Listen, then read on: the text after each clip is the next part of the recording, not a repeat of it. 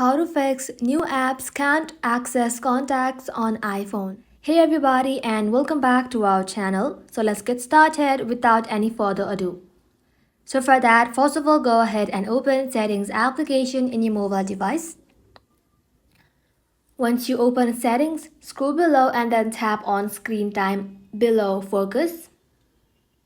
Now once you are inside the settings of screen time, scroll below again and then under restrictions, you'll find content and privacy restrictions. Simply tap onto it.